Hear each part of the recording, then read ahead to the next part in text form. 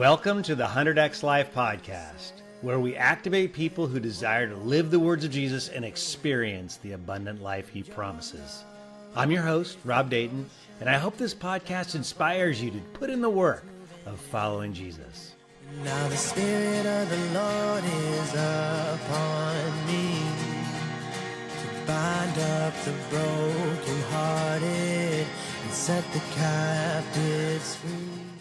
Hey, 100X Lifers, welcome back to the podcast. I hope you had a great week. I want to talk to you today, another coaching session today about judgments. Our judgments about others are the pathway to growth in becoming someone more capable of love. That's what we're going to talk about today. Remember last week we had a little coaching session on what are you capable of? That's the question we introduced from Jason Jager's book, Beyond High Performance. And we talked about how there are a number of questions that you're asking that you're probably not even aware of those questions, which could be something like, how do I do enough to get by? How do I do a good job? How do I become the best at something? They're all questions we're asking based on how much effort we want to give a thing. And in the space of churchianity, in Christianity, and where we're trying to grow in the things of God, we can ask those questions. What's the least I have to do to actually get by or to implement this word of Jesus into my life? And even the question, how do I become the best, which kind of sounds pretty good, can actually be an impediment as well. And what are you capable of is such a more powerful question. Remember, we're talking about love and all of God's design, his design of the triune being, his design of time, his design of marriage, of procreation, of relationship, all his designs that he's placed us in this realm of planet Earth are all to increase our capability of love. God is love, and we're increasing in our ability to be his kids, to love like him. We're created in his image. And if we're going to live in his image, we will live a life of love. So that was last week's coaching session. This week's coaching session, we're going to get into judgments because judgments become the biggest impediments to loving others. And judgments become a doorway to an upgrade of love if we look at it that way. But typically we don't. Typically what we're doing is we're looking at judgments and they get in the way. They become the limitations of our love. We actually withhold love of others. We're going to be emphasizing words of Jesus, number 8, which is forgive, number 9, do not judge, and number 10, do not condemn, because all three are in play. And remember,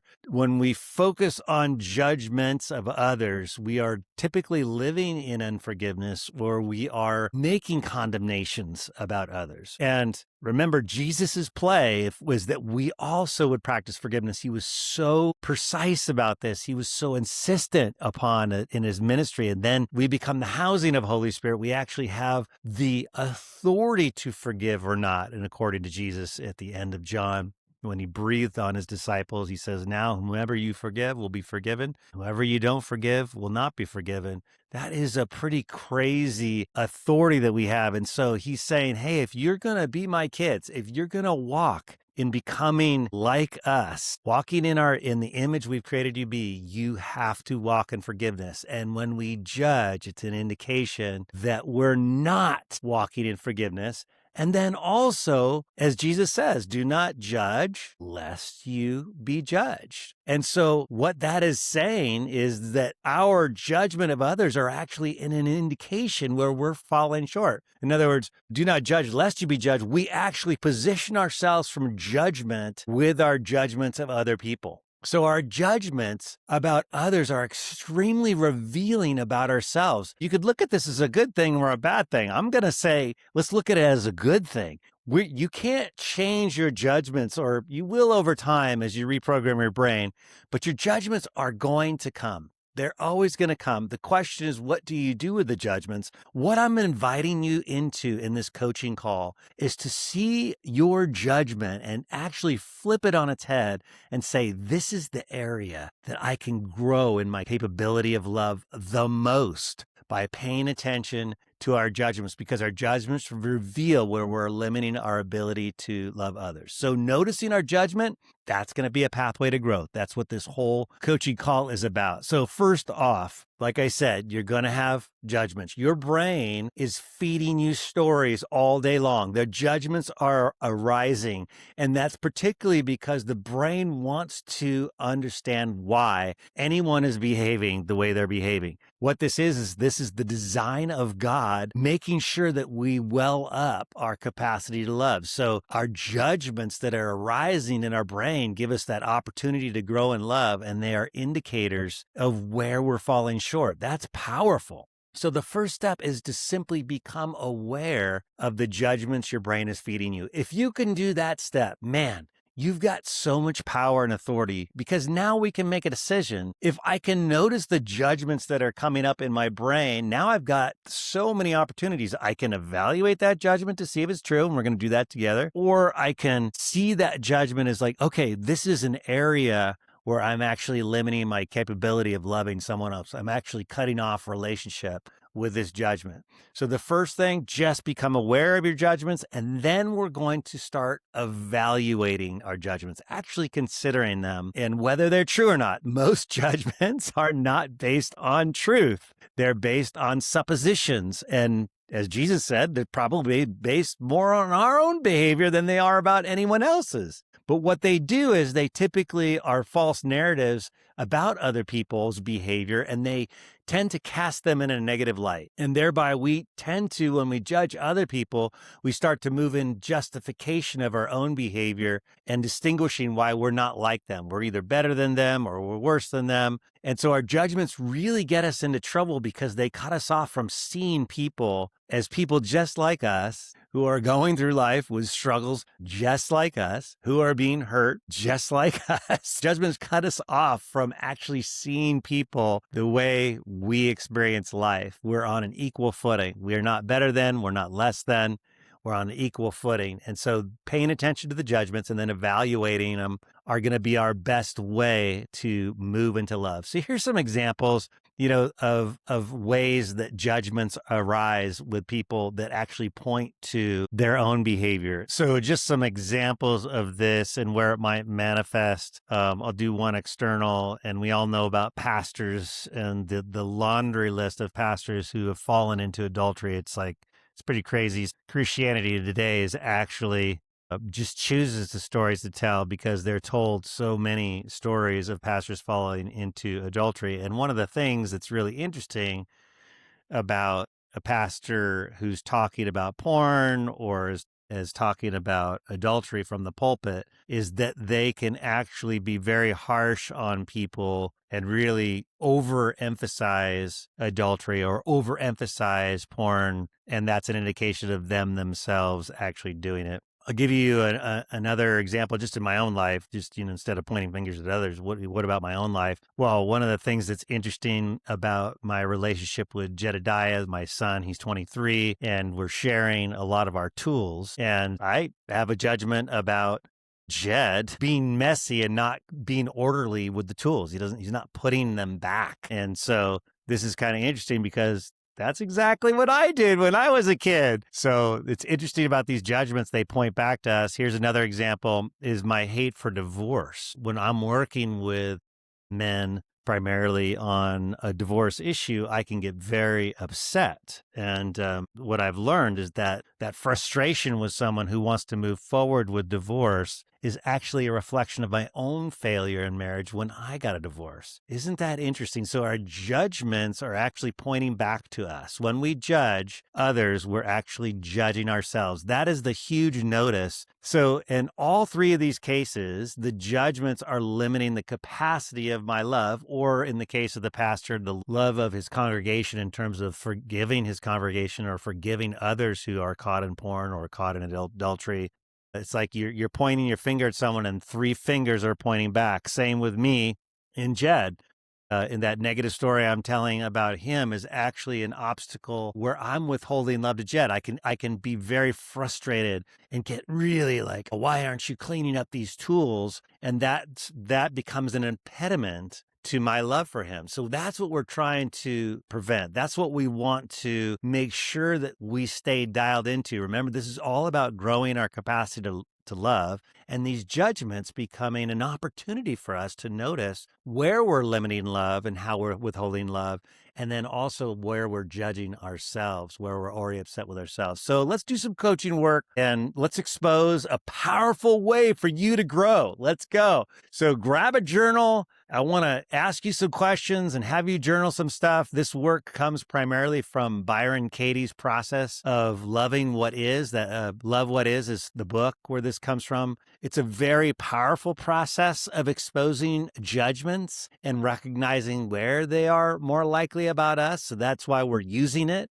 It fits perfectly with Jesus' view of judgments and how they're getting in the way of our capacity to love. So get a journal. Let's write some things down and let's actually do the work and exercise. If we exercise and we actually do some journaling and actually put pen to paper on some things, and not just listen to something, but actually do some work on it, more likely we're going to be transformed. That's our goal. We want to live the behaviors of love. The 100X life is all about living the words of Jesus. And judgments are a really powerful understanding, a way to understand where we're not living the behaviors of love. Okay, so first, complaints.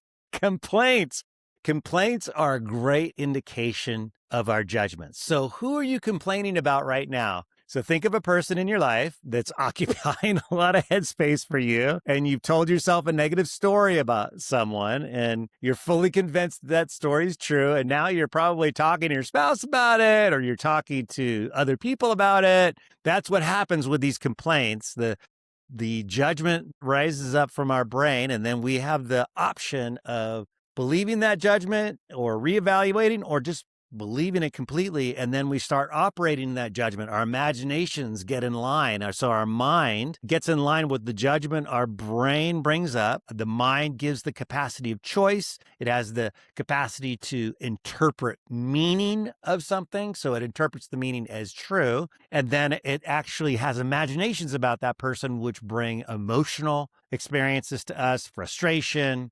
And then we start withholding love for that person. That's how this works. So have you got a person written in your journal? Who's the person you're complaining about? So write their name down. And then what is it that you'd like to change about them or have them behave differently? This is a real key to judgments. What would you like to change about them? So an example, so you're writing a phrase about the person. I'm complaining about John because he's always late.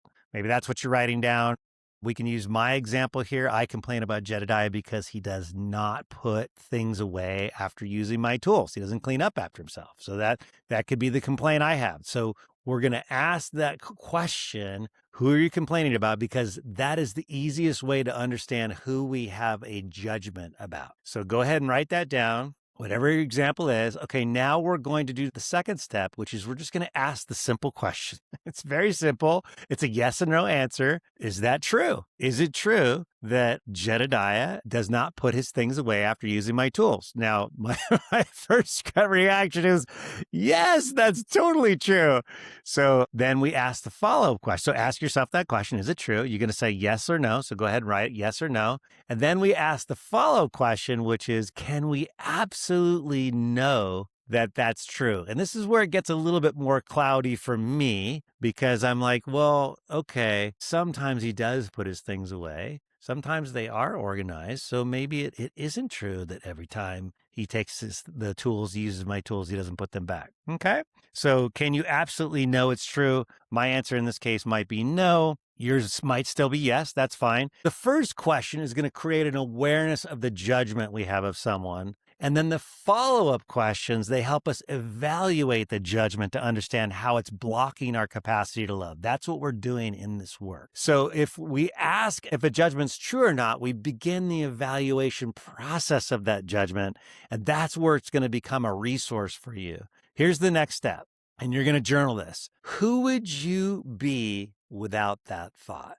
who would you be without that thought? Now, it's kind of interesting because I have this thought about Jedediah pretty often because I'm walking into the garage and we have this place with it's a bench with a space and all our tools are in the bench and up above and around. And what I'm constantly coming into is I'm into that space and the workbench is cluttered with tools. So I'm having to clean them up before I put them away. And so who would I be without that thought? Well, I can tell you that if I didn't have that thought, I wouldn't be dealing with any anger or frustration. Maybe my heart would be more pure to Jedediah. I wouldn't be thinking in the background, man, if you just put these tools away, man, when are you going to learn all these thoughts that create this negative emotion and anxiety? And then again, this is what they're doing is they're inhibiting our ability to love. So who would you be without the thought or complaint that you're having about that person? And can you see how believing the thought itself is actually limiting your ability to love that person? Okay, so here's the next step is we're going to do what Byron Katie calls a turnaround. So the next step is we're going to replace the judgment with something else that might be more true or just truer. It might be true or truer than the statement that we came up with. So we're going to simply restate the judgment. And this is going to sound a little strange at first, but please try to do this exercise because it's going to be helpful. So in the example, my example, so you can track, Jedediah does not put away things after using my tools. Okay. So the turnaround would be Jedediah does put things away after using my tools. Is that true? Is that true? Or is it truer than my other statement is the question I'm asking myself. And then the next turnaround might be, I don't put away things after using my tools. Is that true or truer than the first statement? And then another turnaround might be, I put things away after using my tools. Now, the turnaround is purposefully to get us to evaluate how this judgment is really about us and a shortcoming that we have within us. And when I do those turnarounds, here's what I can tell you is that, first of all, I did not put away my tools. In fact, my father used to complain about me not putting away his tools when I was a kid. And I used to get so frustrated with myself when I couldn't. I just didn't have this capacity to put away my tools. And I actually shamed myself into, I will absolutely have a neat, orderly workspace. And then my track record on that neat, orderly workspace is pretty mixed. I would say it's about 50-50. In fact, Nancy's usually the one cleaning my desk and making it orderly because I tend to leave things out because I think they're important and I want to reference them. And same with those tools. I just leave them out because I'm going to use them again. Same with cooking. I just leave them out because I want to use them again. And I have catastrophized within myself about putting things away. And so really what this turnaround is pointing to is that the person I'm frustrated with most is me and my inability to put away tools. And when Jed does the thing, what's most true is that this is about me and my inability and lifelong struggle with putting away things after I'm done with them. Isn't that interesting? So we're going to evaluate all the statements. And let's just say the original statement, which was my complaint, Jedediah does not put away things after using my tools, is, I would say, true, but a truer statement is, I don't put things away after using my tools.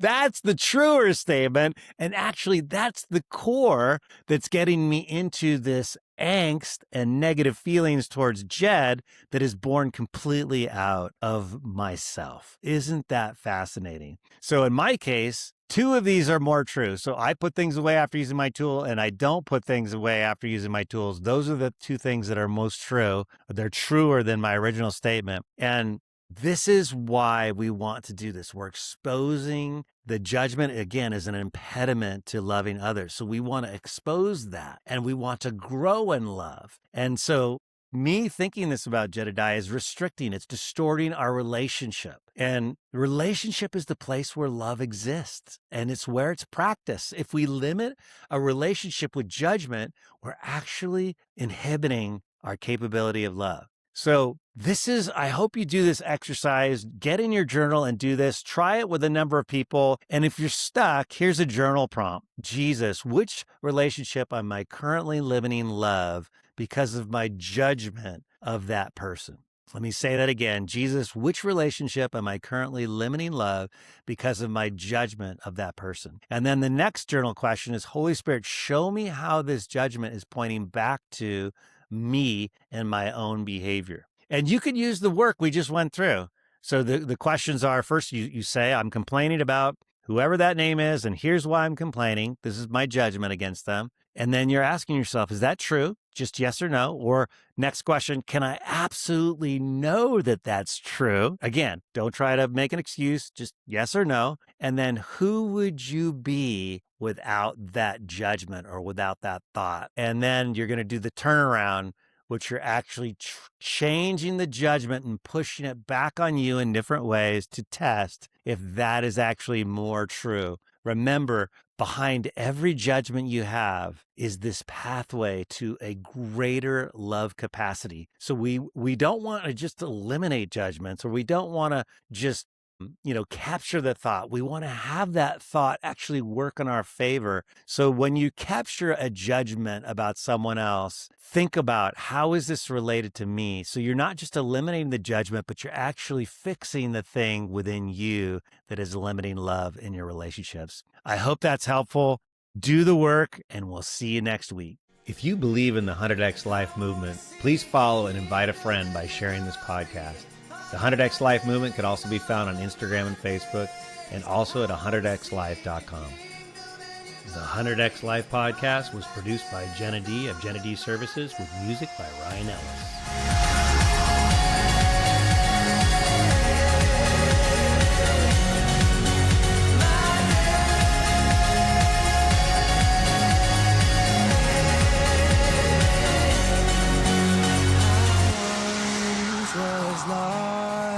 But you found me here, and your fire burns inside. It will not disappear, because the Spirit